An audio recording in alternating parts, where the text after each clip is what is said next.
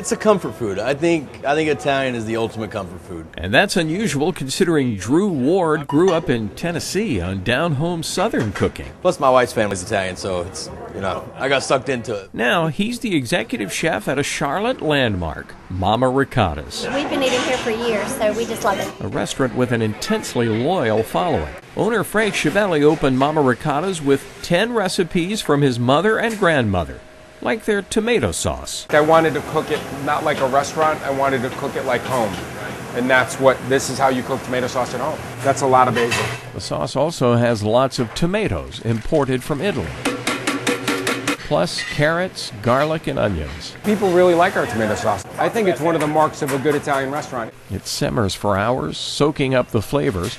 And after 19 years, Frank Chiavelli still makes sure that Mom's sauce is just right. It's very good. Frank Chiavelli and Chef Drew Ward seem to be a perfect match. Bounce a lot of ideas off each other. He knows a lot more about traditional Italian. One new item Chef Drew is working on, some panini sandwiches for lunch. This one begins with an unusual homemade red pepper jam. A lot of red peppers, sugar, vinegar.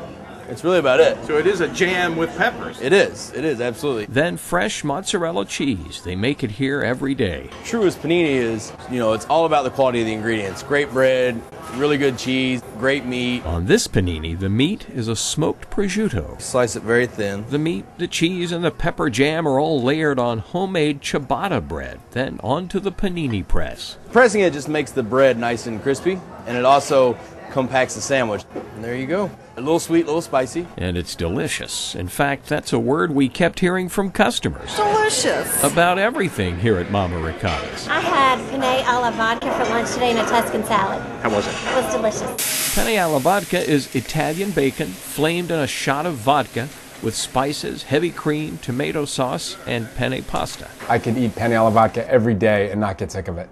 And this is another of Frank Chiavelli's favorites, linguine in clam sauce. Frank learned to cook it to impress his college girlfriend, and that did the trick. The fuse was lit.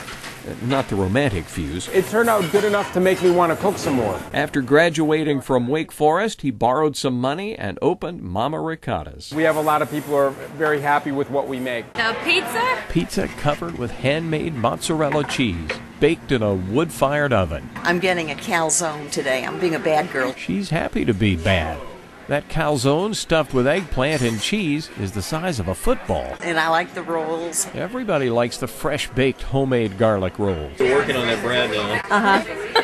It's good. It's delicious. I try not to eat it, but I can't help myself. Now, back to those panini sandwiches. Chef Drew has perfected several for the lunch menu. This one has lemon basil mayo, then soppressata. Similar to a salami. Soppressata, they usually get a sweet or a hot. We have a sweet version here. Then, check this out, pickled eggplant. I could eat it by the gallon.